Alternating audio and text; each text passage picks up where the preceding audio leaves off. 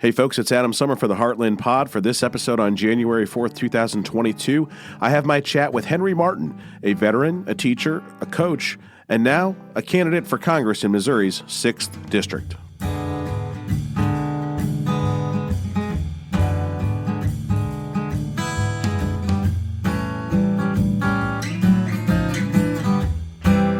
All right, we are here for Let's Have a Chat. I have got Henry Martin. Henry is running for Congress in Missouri. He is a war veteran. He is a math teacher. I'm a big teacher fan, but Henry, I'm sorry, math is not the one where I sympathize. So, but thanks for coming on the Heartland Pod, man. I appreciate it. How you doing? Well, I'm great, actually. I appreciate the invitation, and thank you for taking the time out to have a little chat. Absolutely. Like I said, math teacher who is running for Congress, war veteran. So give us that. You're an Army veteran, right? Yes. I joined the Army right after high school. Spent the first couple years in Germany. During that time, the Berlin Wall fell. Oh, okay. And then after that, we didn't know what our mission was, and then Saddam Hussein invaded Kuwait. Yeah, and so we ended up going to the Desert Shield, and which became Desert Storm. After being away at war, I realized that I didn't know if I wanted to spend my career in and out of war zones. So. Sure. I decided to come home and take advantage of the opportunities that volunteering for service gave me. So sure. I went to college and got my degree, and I've been a math teacher now for 22 years, educator for 22 years. I wasn't a math teacher the whole time. I've been in the front office as an administrator. Okay. I've been a football coach and a wrestling coach. I always believe that the best way to get to know your students is how are they after school? Sure. You get to know a lot about your kids that way. Absolutely. You can learn a lot during school, but those moments after school, we have a series here that I have done with Nicholas Linky, one of our other hosts, and we've kind of talked about it as hidden curriculum, kind of the parts of school that they're not on the page. And when I say hidden curriculum, I don't mean the fake things that some of these people are saying are happening in schools. What I mean is the stuff that you can't plan for, like you're saying, that after school stuff where you get that 5-minute conversation with a kid where you learn something about their family dynamic that kind of informs, okay, this is why maybe they're struggling with this, or that, maybe they need a pair of shoes, or maybe they need a coat, right? That kind of stuff that just changes the way a kid operates. Exactly. You sometimes in the hustle and bustle of the regular school day, you miss little nuances that you didn't think of in the time, because when you're in class with 30 kids, you got to think of the 30, and you got to do what's best for all of them. Whereas, after school hours, it's very unstructured and relaxed. The kids might open up to you. You learn how the kid ticks a little bit better. Sure. And you get to know their families, because their parents are a little closer, the ones that come out that are out for extracurriculars. So It's a lot of fun. It's the best job I've ever had. Next to being a dad. They've never paid me for being a dad. Yeah. But yeah. So yeah, me either. I do that one for free. That one costs money. Yeah. Why do we volunteer for that? I wonder.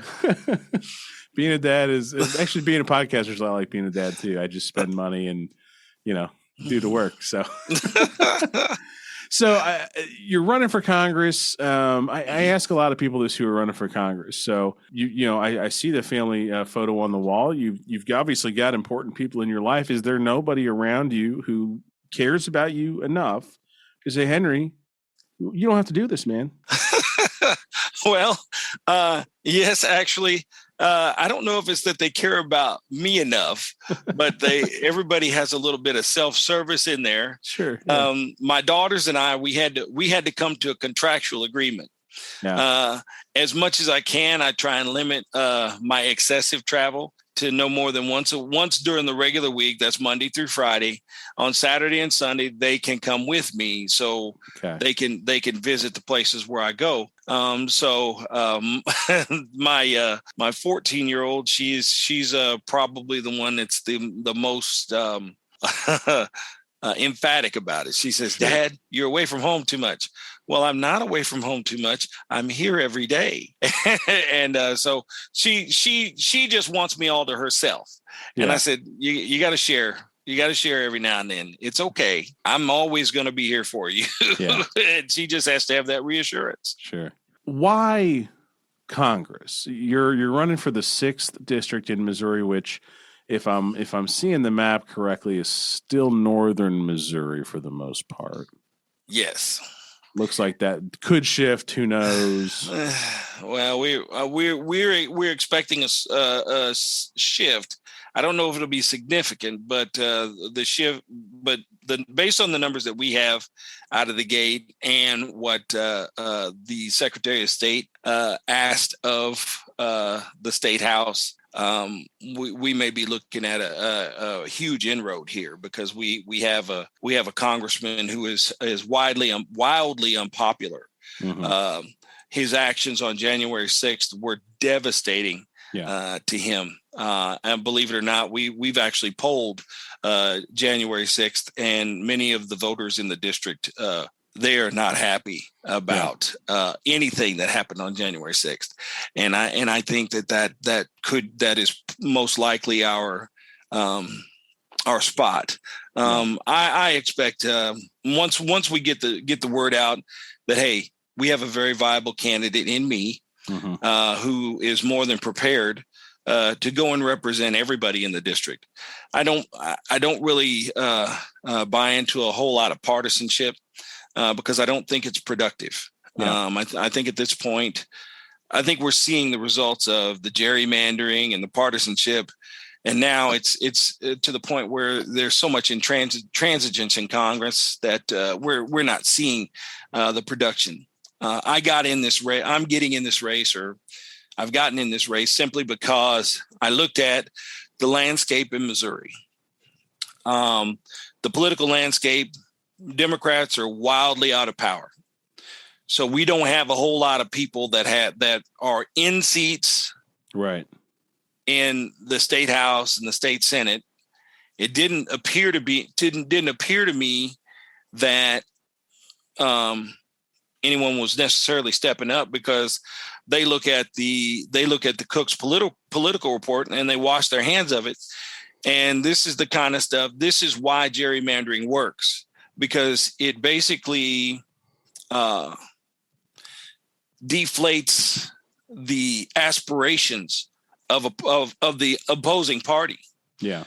You assume that there's no way that you can win, but I can tell you that I've sat down with Republican voters in the 6th district, and I've had a couple say, "I've never voted for a Democrat before, but I'm voting for you." And why? Has it been universal? Why? Or has it been different every time?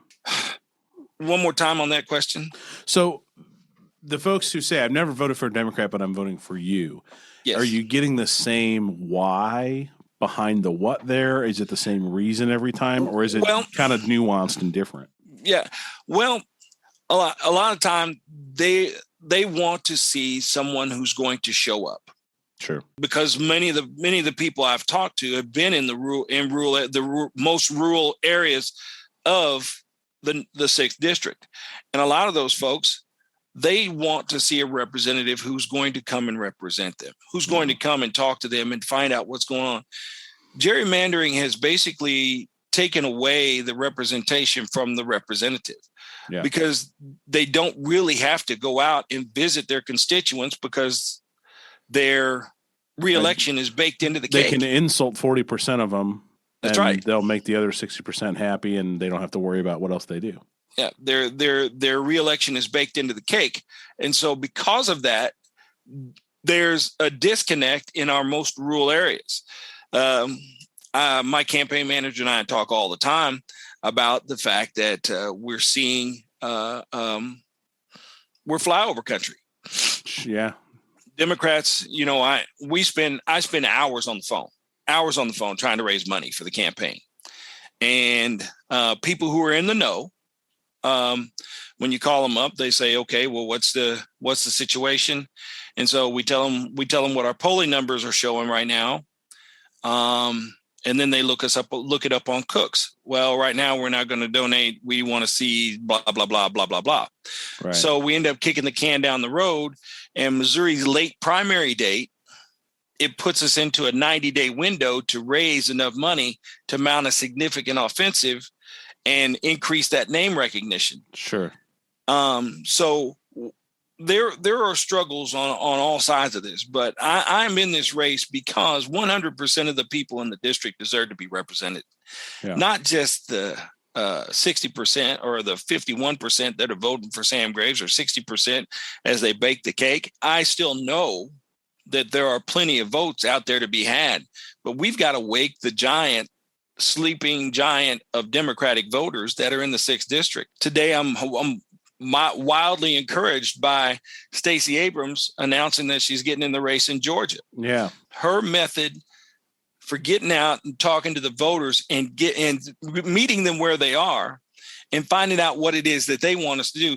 One of my favorite questions to ask. So when I go in to meet with county commissioners, I say, what do you need from the person sitting in the 6th district seat? And you'd be surprised at how many of those guys have never even thought to ask what they want from the person in the seat. Makes sense. And the person in the 6th district seat is supposed to be securing the funds for their projects. Right. And that just totally blew my mind that's not a question that they already know the answer to. So how can you represent the people and you don't know what you need to ask for? Because basically we have our federal government, then our state and our local governments. And so the federal government feeds our state block grants, and the state feeds block grants to the counties, and so on and so forth. Right. So I would think that would be one of the main things on their mind is what dollars and cents. What bridges do we have in this county that need work? How much unpaved road do we have? How much of that unpaved road is federal? How much is state? Can we get the state money? Can we get the state to give us more money if the Fed gives them more money? Blah, blah, blah, blah, blah, blah. So those are one hand washing the other things. And I think we've lost the ability to truly represent the public that we're elected to represent. Yeah. So what are the issues directly? You've kind of given us a global philosophical view, but what is the specific issue that you would say, here's my 3, right? I got to have these 3. Everything else is important, but these 3 right here, I think, get us there. Yeah, the 3 that we're working with right now, healthcare, because no American family should have to lose everything if a major illness or injury strikes. That was I've got several personal anecdotal situations. The one that's the most significant to me is my sister went down in 2017 with an aneurysm in the capital city, in Jefferson City, and I thought that they were going to lose everything. She was in the hospital for over a month. She had to have brain surgery to clip off her aneurysm so it didn't burst and kill her. Her daughter started a GoFundMe page. They were able to offset a lot of their expenses, but they still have a hard time. And that shouldn't be, not in the United States of America, not in a place where we have people that are volunteering to go fight for us. Right. We have an all volunteer force. And I know that myself, when I was in, I looked at it like this. We've got the fight. We just want Congress and the president and all those folks to take care of the people that we're protecting. That's all you got to do. That's the contract. That's the contract that I believe every service member believes exists. We take care of the fight. You take care of the people at home. Right. Our second piece is justice. Justice is a broad-based term because when we're talking about we talk about criminal justice, we want to talk about what do we want our criminal justice system to look like? Do we want it to be punitive or do we want it to be rehabilitative and restorative? Right. And so there are certain reforms that you can look at inside the criminal justice system. The elimination of mandatory minimums and giving judges a little bit more leeway with what they do. I've spoken to judges throughout the 6th district. They have excellent diversionary programs that they're launching throughout the various districts. It's pretty cool. Yeah, I'm a lawyer by trade, and that's something that our local court has done a drug court program, Mhm. and they have graduates, and they have these people who are completely changing their lives instead of sitting in a county jail because they've got another warrant because they didn't show up to court because they don't have the money to pay the fine for the ridiculous, whatever thing that's going on that probably wasn't that big of a deal, but now there's 5 of them all stacked up on top of one another, and it's $750, and I'm not going to ever have the $750, so why show up and pay $50? I just won't go, and blah blah blah blah blah, and the whole thing Exactly. falls apart. Exactly. Our justice system, and here in Missouri, and when they did that, and when all the Ferguson stuff jumped off, and they really went in and they looked at Ferguson, Missouri, they basically found that Ferguson, Missouri is a microcosm of everything else. Our criminal justice system has become a purveyor of perpetual poverty. Yeah. Because we're not doing anything to solve people's problems. We give them a fine, and most people can't afford those fines, and so on. And then it gets bigger and bigger and bigger. And it all started because somebody was speeding. Right. And that's the kind of stuff. Diversionary things are, some of these judges are just excited. Prosecutors are completely excited about the opportunity to start these programs because they believe they'll be more beneficial for the community than locking somebody up. Yeah. And that's where we need to be. We need to talk about environmental justice. We need to be taking care of the environment. I saw somebody present. He said he was talking about alternative energy sources, and they were talking about the Midwest. And they said, here's the problem that we have right now. We got the East Coast and the West Coast that are going to need the power generated from the Midwest. Right. And the Midwesterners, they don't like the coastal elites. So we've got to find a way to bridge that gap and say, hey, this is for the United States of America. We are not Republican. We are not Democrat. We are Americans first. Yeah. And so we've got to find a way to bridge that gap. There are several communities in the sixth district that are actually benefiting from the installation of wind farms. Yeah. Kirksville comes to mind, Atchison County comes to mind, DeKalb County comes to mind. These are places where there are actually wind farms. And one county commission that I went and sat down with, they have wind farms, and they weren't happy that they have wind farms. Sure. Because they couldn't stop it from going in, but they weren't happy that they have wind farms. And they explained to me why the Democrats can't win in their area. And I said, I think we can. I understand that you believe that, but I think I can win. So that's fine. But so justice for our environment. And the last piece of this campaign is about our democracy and the preservation thereof. What do you mean by preservation? Because when you just say democracy, right, are you just talking about participation? Are you talking about the way the system is run? Or are you really talking about access, voting rights? We are talking about the whole kit and caboodle. All right. What we've seen over the last 4 years is we've seen challenges placed upon our democracy. We had an individual who has complete and total authoritarian tendencies, and he was making every attempt to seize and consolidate power so that he didn't have to leave the presidency. Went so far as to foster the insurrection on January 6th. Right. So, and in the wake of all of that, we've seen the assault on voting rights. This was after all of our institutions have been challenged, been pushed to the limit. Yeah. The Justice Department was used as a personal lawyer's office for the president, for the former president. They ran interference for him. They stonewalled things for him where they could, and so on and so on and so on. So we've seen our institutions pushed to the brink. We need to put people into office that believe that government can work. Hey folks, it's Adam Summer. Just to remind you, for the new folks listening to this show, you can find us on Twitter with @TheHeartlandPod, on Facebook with The Heartland Pod. You can go to heartlandpod.com and you can find all of our shows there as well. You can also find a link to our Patreon page. So if you like what we're doing and you want to try to support this podcast and changing the conversation with us, you can do that right on our Patreon page and get access to our Heartland News blog and to The Last Call, which are extra shows that we do every couple of weeks. Now back to the rest of my chat with Henry Martin. I can tell you this. You show me a politician who is telling you that the government doesn't work, the government can't work, the government needs less regulation.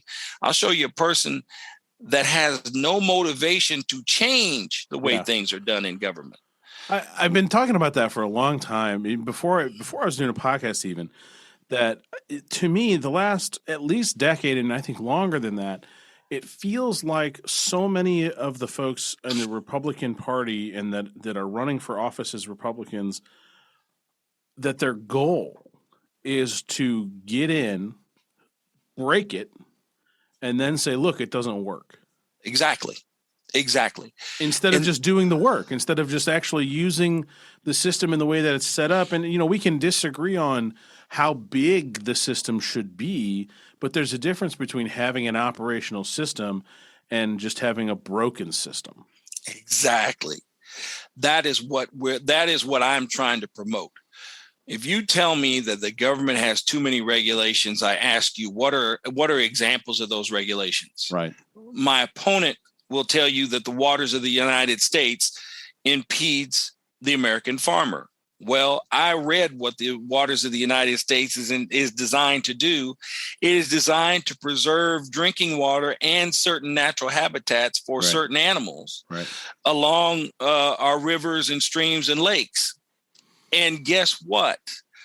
There are 3 groups specifically that are exempt from said regulations. Farmers. And those are farmers, ranchers, and foresters. Of course. They're always exempt. Those 3 groups are exempt from the WOTUS. So by saying that the waters of the United States is going to harm farmers, he's lying to the very public he represents. It's not even a distortion, right? It's an outlier. I was just talking about this in another interview. I'm gone are the days when the political lies were crafty, right? It's not even creative anymore. It's just a lie. It's just a straight up lie. And it takes approximately 5 minutes to verify that it is a lie. But they're counting on the fact that you don't have 5 minutes to go and verify whether or not what they're saying is the truth or not. But if you hear this regulation hurts farmers, what you're definitely going to think is, well, I don't like that. Exactly.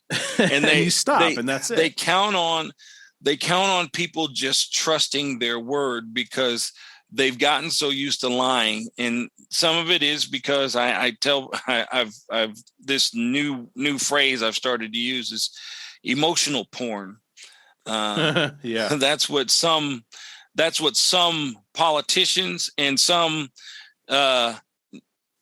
quote unquote news organizations will give people is the emotional porn they need to get angry, to feel motivated, and so on and so forth. And I've just had to turn them off and start reading again because I can't. I have to read the information now again because it's more palatable that way. Yeah. Because sometimes when I'm watching an interview, for example, on TV, and I see an interview and I see the opening for a very probing follow-up question. This is gone. And it's a swing and a miss. They don't even go after it. Yeah. It's as though they're just trying to feed what they know will get people watching and not get people thinking. And we've got to restore the thoughtful America. We've got to restore an America that is not only thoughtful, but will reach out and have that empathy for your neighbor. Yeah. Gone are the days, I know there are people that do it. You're standing in line in the grocery store and it's the holiday season, or it doesn't even have to be the holiday season. And you see somebody in front of you and they have their kids with them, or, and they can't afford the rest of their groceries. Yeah. I know there are a lot of us that'll just go ahead and say, hey, put that on my bill and let them take those groceries with them, because that's what we should do. But what happens when we're not there? Right. Guess who I want in that place? I want the government to do that. Yeah. Because that's a function that government can't, that's a hole that our government can fill. Right. Because all in all, Americans want a handful of things. They want a decent job where they can make a living, take a vacation every now and then, and put something away for retirement. And 99 times out of 100, most people, if they can just do those three things and you leave them alone, they'll be fine. Yeah. I tell people, look, we need a government that's big enough to protect us from everything that can harm us, foreign enemies, domestic enemies, and whatnot. But we need one that's also small enough to stay out my house. Mm-hmm. Because we want to live in peace. Mm-hmm. We don't need to be bothered by stuff that is just irrelevant. Yeah. And, the recognition that if we leave capitalism completely and totally unchecked, we think our homeless problem is bad now. Right. It's going to go through the roof. Right. I have an old high school chum, and I pose this, and we have differing opinions on how things should be structured, and he has a problem with utilizing federal dollars to bail out people who were behind in their rent through no fault of their own, other than the fact that COVID devastated the economy and the industries in which they worked. But they tried to make ends meet as best they could, but they just fell behind and they need some help. He said no to giving them help, but he says yes to giving help to the people that are choosing not to get a shot. Right. And losing their job as a result. And I said, do you not understand where there's a difference there? Right. I'm no attorney, but I understand basic contracts. Right. And basic contract law is that if your employer has conditions under which you work, unless you have a union contract that has to be modified to install immunization, sure, you're bound by what that employer is asking you to do. Yeah. And so I said, look, dude, I said, they're just beat. I said, you're letting your political side get into it. And the last thing I told him about, I said, look, why do we elect people to lead? Why do we elect or appoint people to lead if we're not going to follow when they offer leadership? Yeah. The previous president was anything but a leader. No doubt. And that broke my heart that, he couldn't step up to the job. Yeah. I knew what we were getting was not a very good bill of goods, but I had really hoped and prayed that the gravity of the job of the president of the United States would hit him somewhere along the way going the into office can make the man in a way. Yes. And I had really hoped. I really had hope, but it was like day after day after day after day, one thing after another. And so, but we do have an avenue to win this. We are looking to see to it that those three areas, healthcare, justice, and democracy, that's where we are. Yeah. And we want to make those the focus of our campaign, because if we can't do anything else, we have to be able to get the healthcare situation under control. Absolutely. Because it is one of the single greatest expenses businesses have, next to employees and families. Yeah. We're talking about family expenses. I mean, healthcare, if you got a family of 3 or 4 at most jobs, your house payment and your healthcare payment are probably about the same. It's a mortgage. Yeah. It's a mortgage. And people, when you tell people, and I think because we're told that taxes are bad from a very young age, right? We're just told taxes are bad. Yeah. They're awful. Yeah. Taxes that are not spent productively Yes, those are bad. Right. A good tax is something. So to tell somebody that we're going to raise your taxes by $250, but you're no longer going to have to pay that $1,000 health insurance premium. Right. If people can't make that connection between the two, so I'm going to pay $250 over here for health insurance, healthcare, and I'm not going to pay the $1,000. They don't see their $750 savings. Right. All they hear is it's a new tax. A new tax. That's right. And that's so sad. That is so sad. And we have to do a better job of messaging that. And I don't know how that's going to happen. Yeah. I do know that we will make every effort to communicate that in every township, every county that we go to. We will make that communication. Well, I think that's definitely a part of it, is having somebody like you running in Missouri's 6th congressional district where, look, Henry, there can't be that many Henry Martins in the Missouri 6th. Okay. There can't be. All right. Because I've been through the Missouri 6th. I've been through Northern Missouri, and there's not a whole bunch of middle-aged black men in Northern Missouri. Right. Nope. Not a lot. So we've got somebody who stands out from, just genealogically speaking, from the area that they're in, who's willing to stand up, who's willing to speak up, and who has the experience to provide some legitimacy. You've served your country, you've been overseas, you've spent decades in a classroom. You talked about when we started here that you do some refereeing. You are a genuinely community connected person who is going to provide a broad view of what it is like to live in the Missouri 6th District. And it's folks like you standing up that I think starts to deliver that message, because previously folks like you, folks like me, folks who have that type of a message in these more rural areas were just told, don't bother. Yep. And yet here you are now, standing up and standing tall. Yep.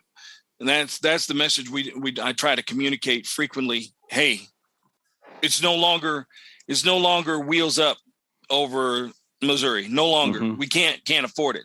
So Missouri is in a unique place right now. Right now is our time to really invest in these races. Yeah. We need to find candidates. I'm trying to recruit candidates through the 6th district to run down the ballot as well, because at the end of the day, the only way the top of the ticket wins is if we have a strong down ballot. Yeah. So we need good folks down the ballot. So we have the open Senate seat. Yeah.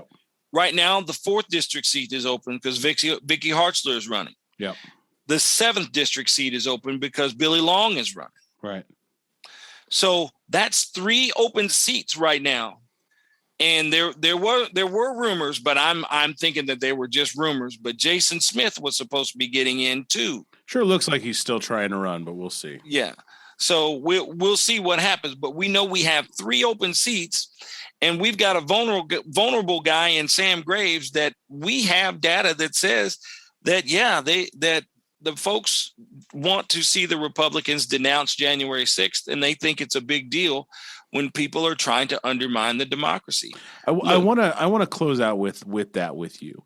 Mm-hmm. As a veteran, as somebody who cares enough to stand up and run for Congress, what was that day like for you, and how has it been since then? Because I've never put a uniform on, and I had tears that day, and I have found the anger growing and the frustration bubbling over in ways that it's almost shocking to me at times how it makes me feel. How does it make you feel?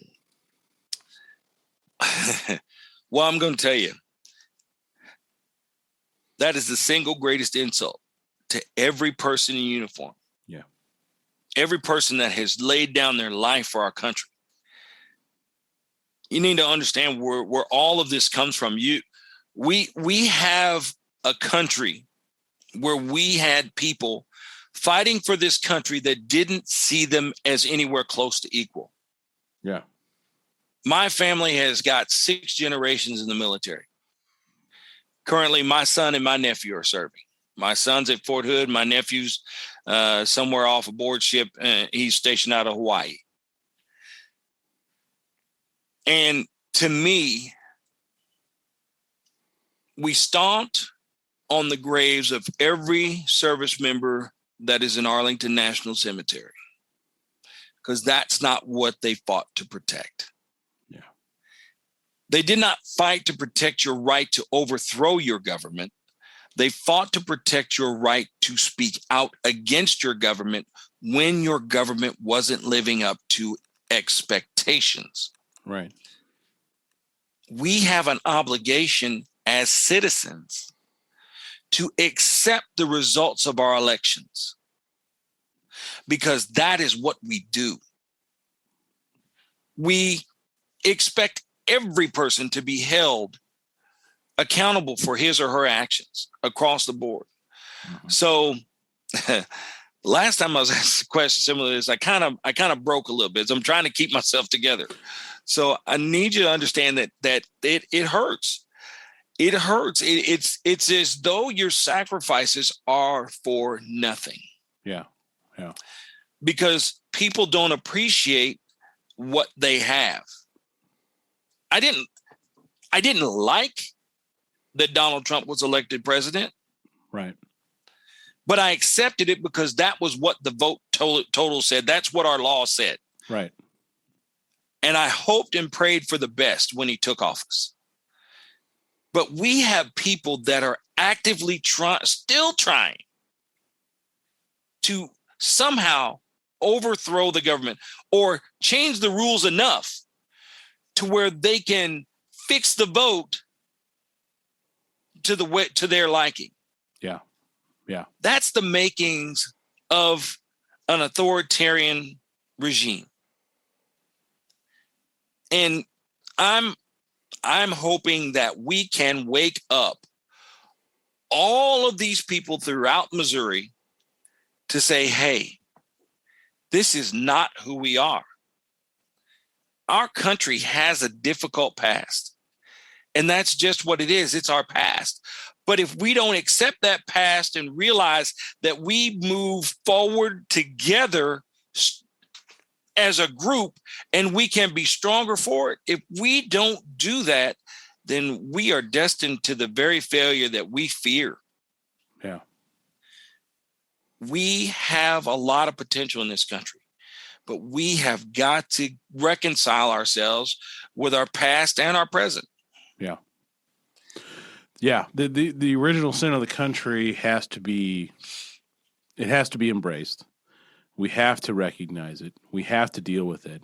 And we have to stop pretending like talking about it is off limits, because It can't be off limits. And until we're all ready to, I talk about it a lot, that when you're ready to be wrong, when you're ready to be open to the fact that maybe you're wrong about something, that's when you're ready to grow. And as a country, we are in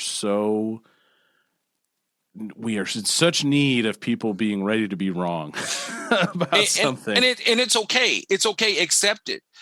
So many people, my friend I spoke of earlier, he believes that the election of a black president erases everything that's happened.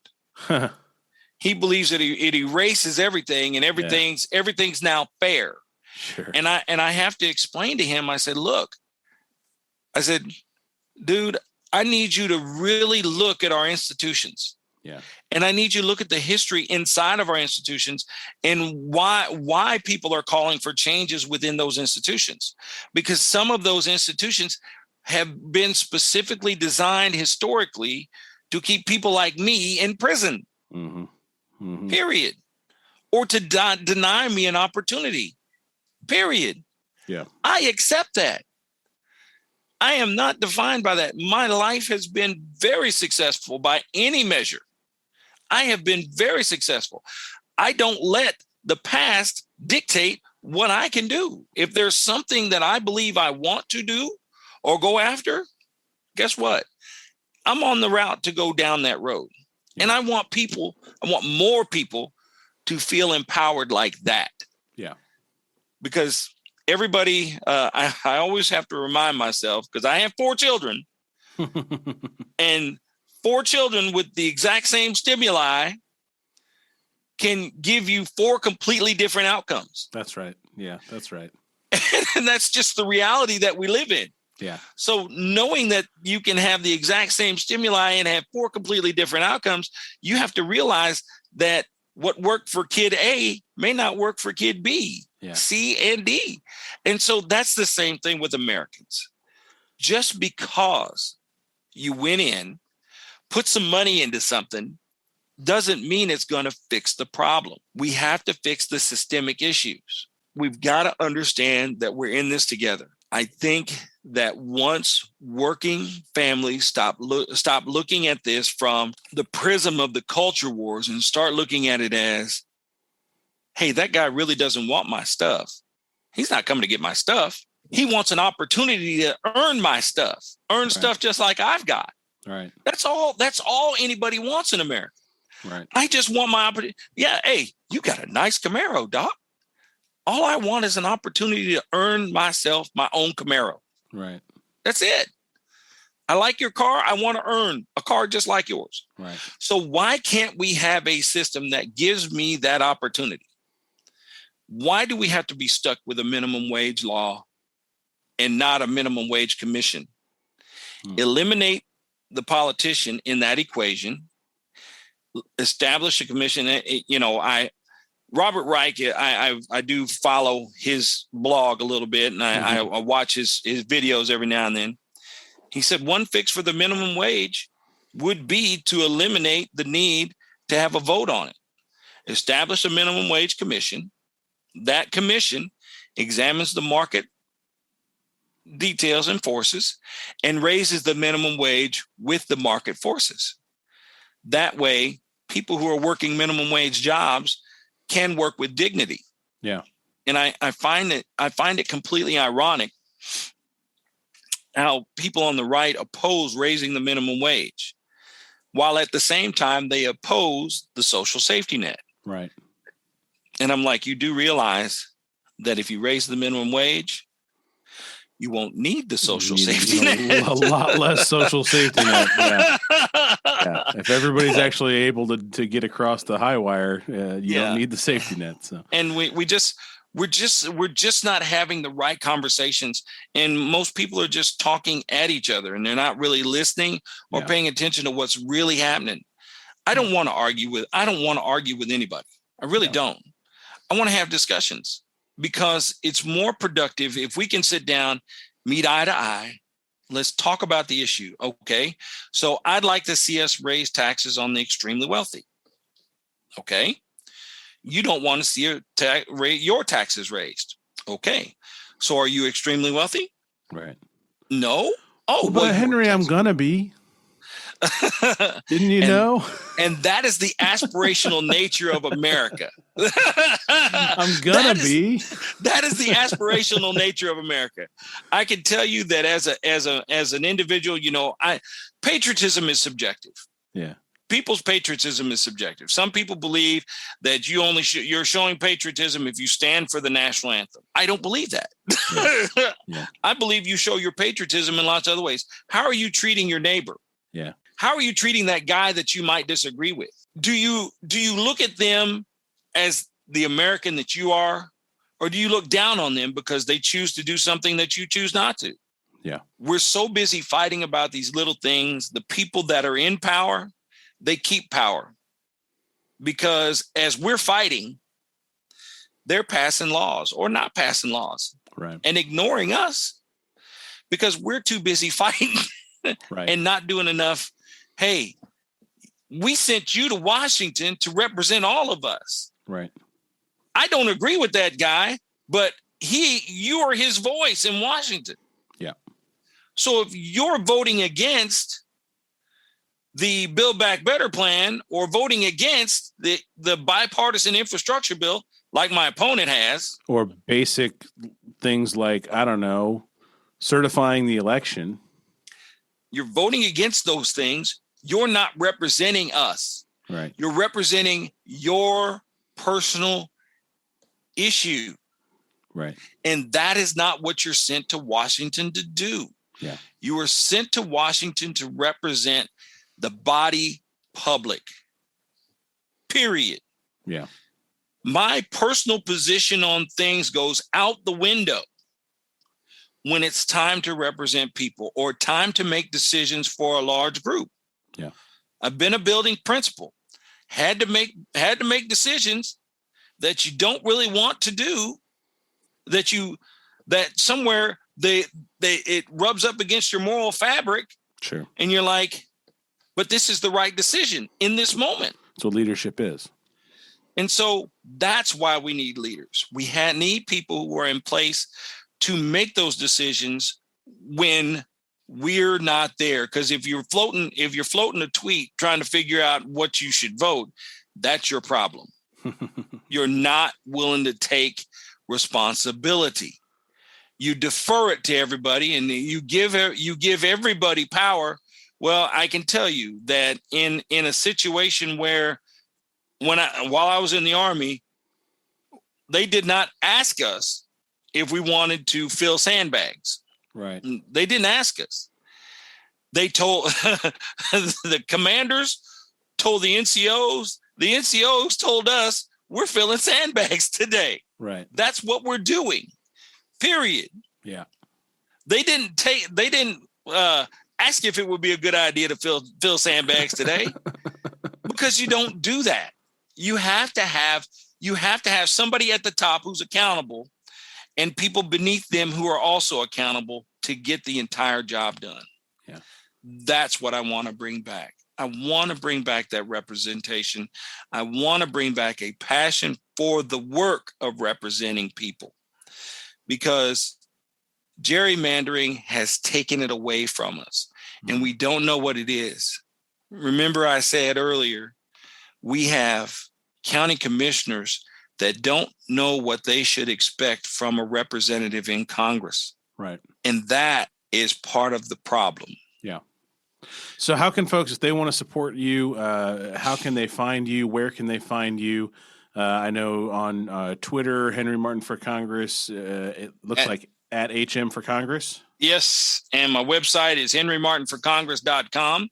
We just relaunched the website, so we do still have a handful of bugs that we're working out of the website. They can, let's see, on Facebook, they can find me at HM for Congress. Okay. If they want to go directly and donate to the campaign, they can go to I do have an Act Blue page, and that can get them there just as quickly. There's a shortcut on my website to get to the Act Blue page. There you go. Henry Martin for Congress, Missouri's 6th Congressional District. We wish you luck, and hopefully we can talk to you again a little bit further down the campaign trail and see how things are going. Looking forward to it. Thank you very much for the time tonight.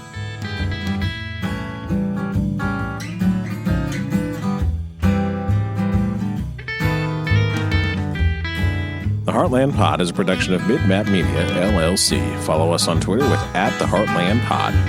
With email, you can reach us, heartlandpod2020@gmail.com, online with heartlandpod.com. Subscribe, and please sign up for our Patreon with patreon.com/heartlandpod. Become a podhead or an official Podgressive today and unlock all of our content. See you at the next show.